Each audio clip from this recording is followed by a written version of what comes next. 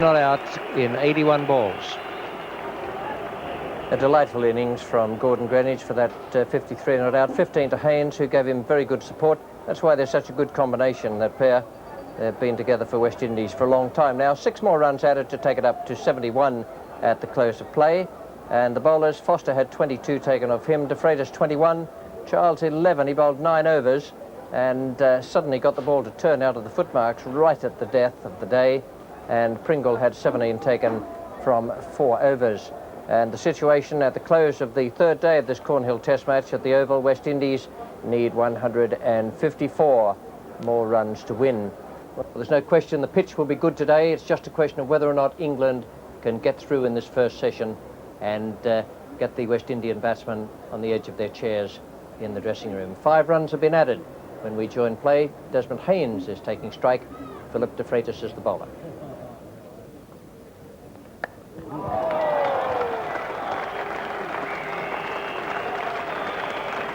I had the feeling Desmond Haynes didn't quite get that off the meat of the bat, but it went away quickly enough to the boundary. Yes, and the important thing, he controlled it well enough to keep the ball just in front of square, so there was no danger of a catch going down to deep fine leg.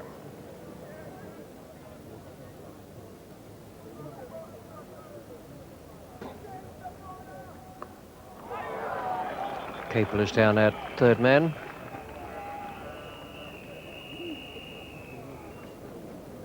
But Derek Pringle making the decision to give John Childs a go from the Vauxhall end.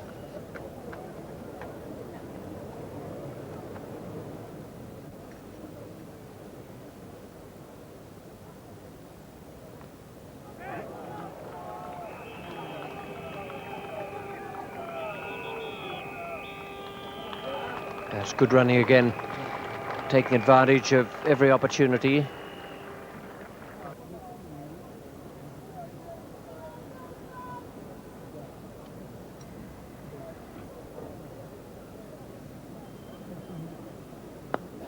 Good shot. As well bowled by Charles, and a beautiful stroke. Lovely footwork from Gordon Greenidge. Yes, if you're going to hit the left armour against the spin to wide mid-on, you've got to get right to the pitch. Greenidge did that there.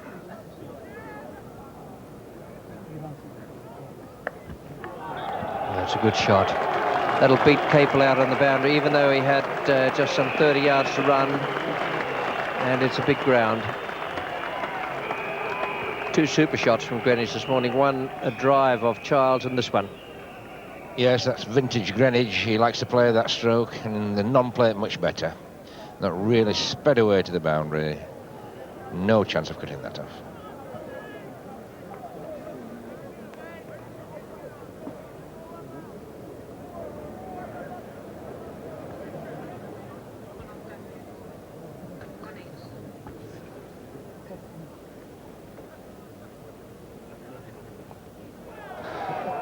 Safe sweep, and that's 4 runs.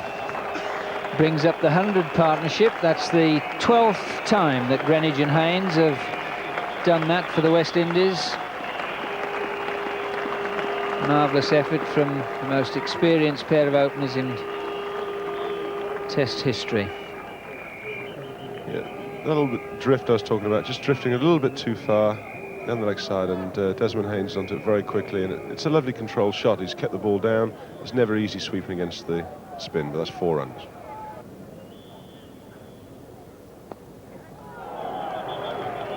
Another 2.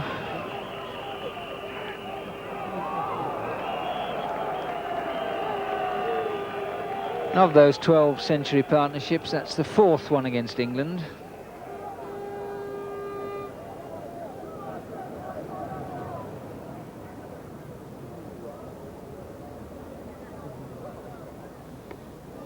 Well, that's the first bit of lift from a length.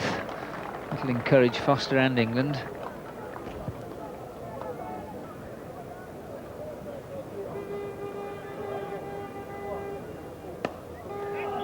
That's runs. Neil Taylor, the England 12th man.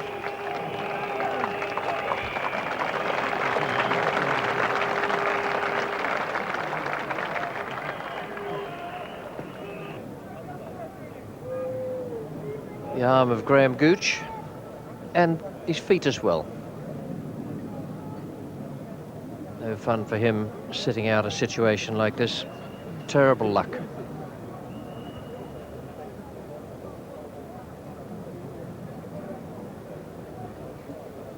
Well, John Charles is going to have a bowl at this end, which I think he definitely got more response from this end on Saturday evening, and I think Derek Pringle quite rightly giving Fozzie a chance with the wind in his favour, but after no success, quite rightly turning back to John Charles at this end.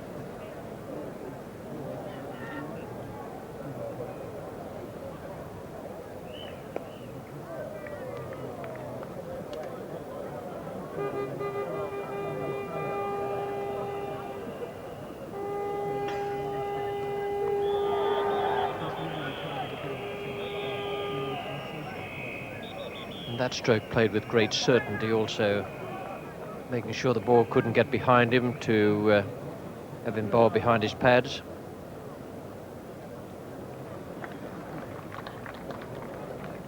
Pringle and Maynard are the two slips, Bailey Gully and Robin Smith, the man at squarish point.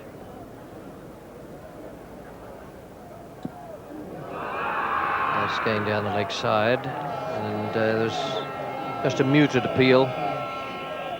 Greenidge, on the other hand, is cursing the luck that saw him miss 4 runs.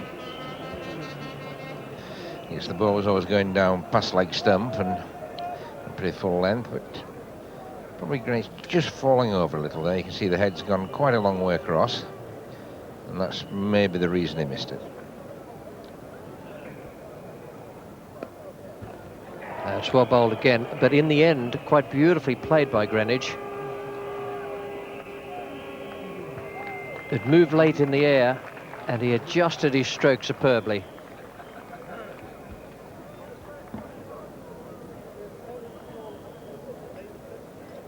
Yes, that's the fact that his legs weren't in the way. You've seen 1 or 2 of the England players playing, and certainly Tim Curtis there would have probably had his leg in the way and couldn't have got the bat to the ball, but he saw that Greenidge kept his legs on the leg side of the ball and allowed the bat to come through.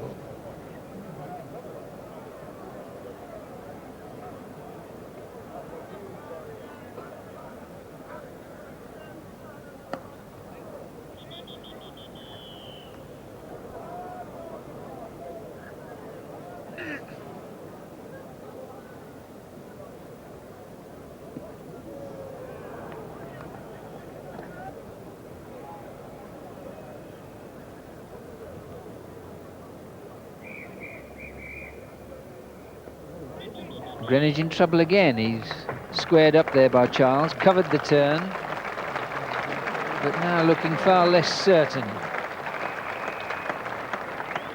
John Charles bowling this ball is pitching well outside leg stump, so really Gordon Greenidge has no reason to play it at all, but I think he was just looking to turn that around the corner, possibly for 1. It was the last ball of the over, Jack. But I'm just wondering whether John Charles is very tight, and 20 overs, 10 maidens, done for 24, but I'm just wondering, in the context of the game where England really do need wickets, whether John might be better off coming around the wicket. Derek Pringle it is to bowl now instead of De Freitas. Oh, that one lifted.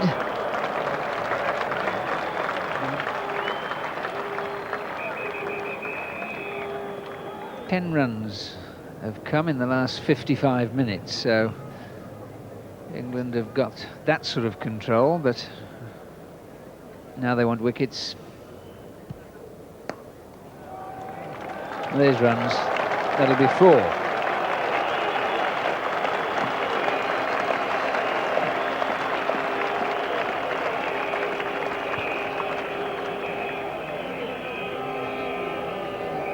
John Charles over pitching a little bit here, and Desmond Haynes very quickly onto it and hit beautiful follow through. A lovely shot straight down the ground. No danger of that ball causing any problems. Beautifully played. That's just the 4th 4 of the morning.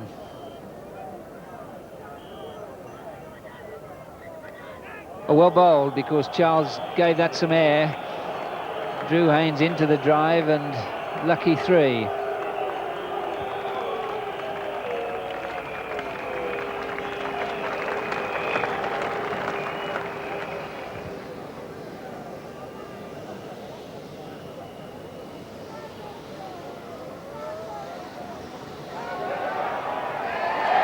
first ball after lunch. John Charles lands it in the rough. Catch is easily taken by the wicketkeeper coming around. Give you an idea of how much that must have turned and lifted. The ball went way out on the offside, and a rueful smile from Gordon Greenidge, straight out of the rough. John Charles getting that ball right into the rough, just outside leg stump, and up it goes, and a comfortable catch for Jack Richards. Don't need to short mid off there when they go like that. Keeper plenty of time to get round.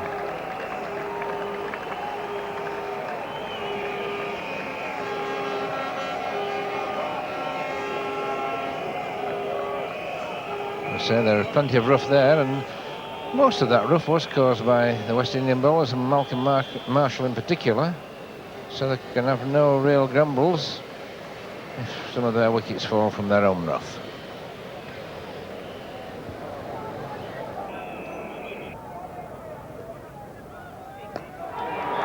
He's got away with it over the top of extra cover.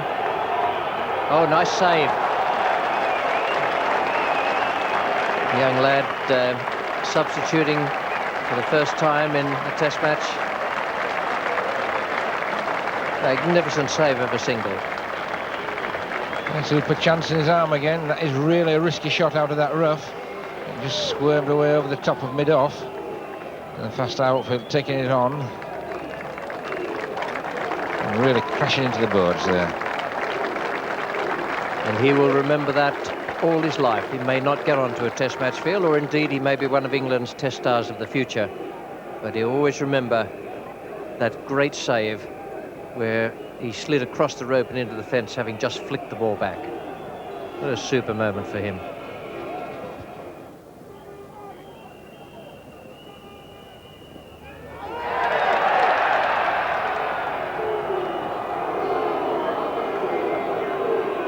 All kinds of shouts came there. Haynes set off his pad.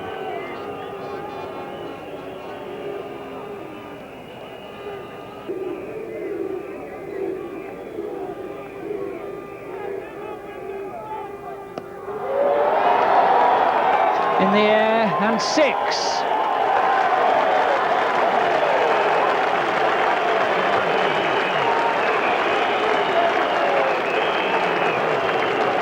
Brings up the West Indies 150. Well, Carl Hooper's decided he's going to take the ball by the horns. He's come down the wicket. John Charles has seen him come, has held the ball back a little bit, but he's committed himself to the shot and hit it very well for a very nice straight 6.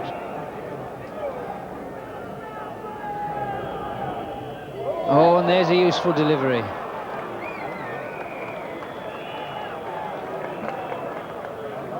I think that ball's bounced and caught Desmond Haynes' glove on the way through. Yes, you can see it go, big deflection, and Jack Richards is not able to hang on to it.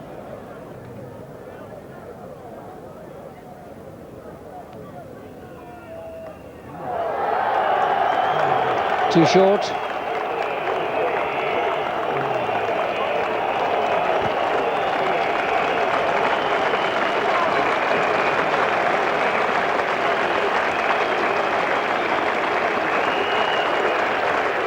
Desmond Haynes is 50, 28th 50 for West Indies, as well as the 900s, and his 9th 50 against England.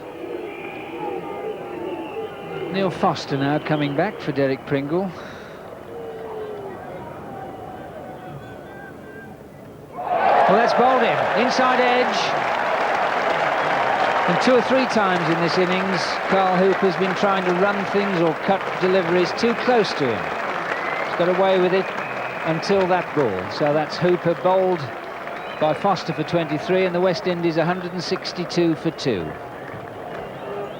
This is how Hooper went. This ball pitching 12 or 18 inches outside off stump, but really too cramped to play the sort of shot he was looking for.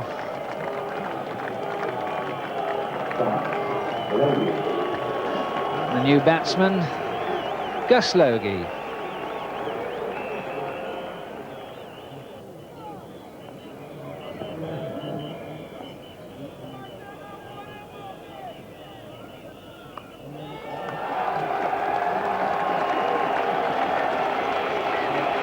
don't think the fielder at third man saw that. Started to go the wrong way. And it was just behind point. Well, most of the West Indian batsmen like to play this shot. We saw Gordon Greenidge playing it, and now Ghazalogi. Really is a typical West Indian stroke.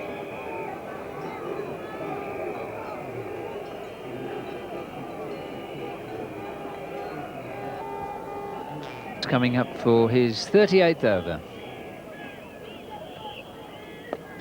Down the wicket, over the top, and 4 runs.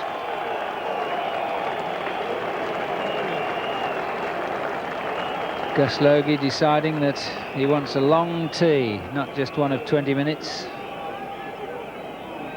John Charles throwing the ball up, looking for that rough on that side of the leg stump, and Ghazalogi's decided that with a bit of quick footwork, taking a little bit of a chance hitting against the spin, but paid dividends for 4 runs. 15 more to win, 210 for 2.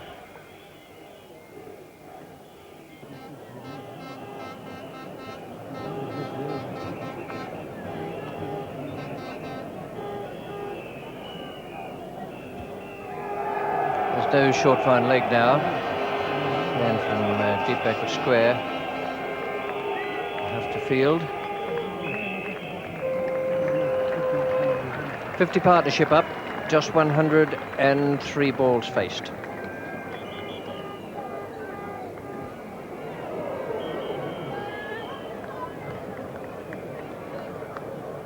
I know they're playing matches at the moment, Ian, but there'll be 3 Australians over here interested in the goings-on in the series. Border War and Dean Jones, who's playing in the Yorkshire League.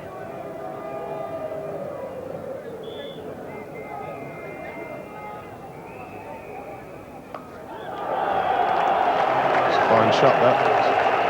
Ghazalogi just rocked back there, waited for it, and put it away very, very precisely. John Charles just dropping a little bit short here, and Ghazalogi very quick on his feet, rocks back and plays just about the perfect square cut.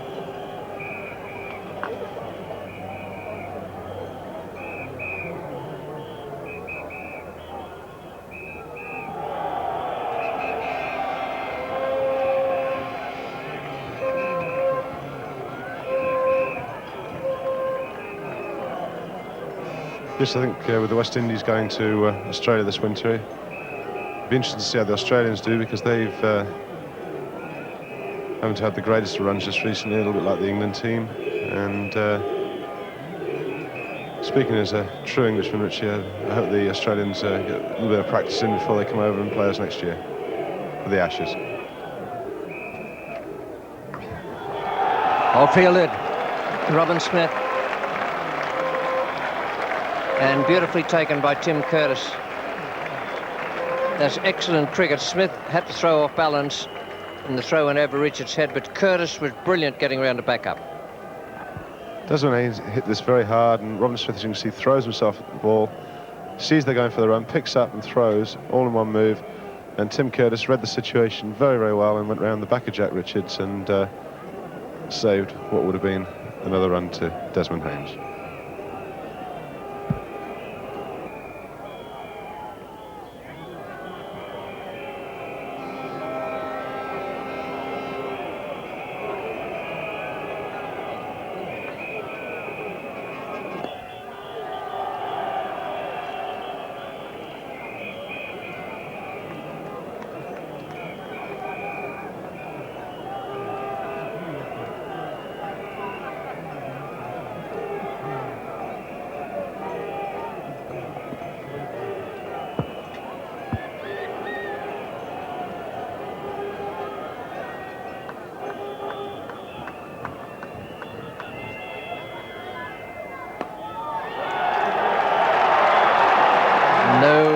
Devastating manner in which to bring up a victory.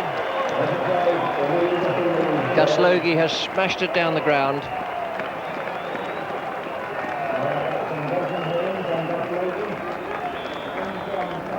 And the West Indies won the match by 8 wickets, 226 for 2 in their second innings. co-top scorers, 77 for Greenidge, and an unbeaten 77 for Desmond Haynes. Both of them played wonderfully well. Carl Hooper out for 23, and Gus Logie once again in there with runs, 38 not out. Won't say that West Indies desperately needed them today, but he certainly showed the same amount of flair as he has done throughout this series. He's done wonderfully well, 364 runs, statistically quite fitting on this same ground where 50 years ago Sir Leonard Hutton established that record. 226 for 2, and the bowling figures for England. John Charles did a lot of work out there. He spun the ball off the rough, not quite so much from round the wicket, but 40 over 16 maidens, 1 for 79. It's actually better than it looked, and a wicket to Neil Foster, who always seems to bowl well these days, and he didn't have quite the same amount of good fortune as came his way in the first innings. None for 46 to Freitas, none for 24 Pringle, and no wicket for 20 for David Capel. So the match situation, England 205 and 202, West Indies 183 and 226 for 2. West Indies winning by 8 wickets with more than a day to spare. And at the conclusion of the match, there was a presentation ceremony. Gordon Greenidge accepted the winner's cheque and the Wisden Trophy. Fred Truman nominated Jeff Dujon as the Cornhill Player of the Match. Jackie Hendricks, the West India manager, said Graham Gooch was the England Player of the Series, and Mickey Stewart, the England manager, picked Malcolm Marshall as the West Indian Player of the Series. That's the way it went throughout the 5 Test matches.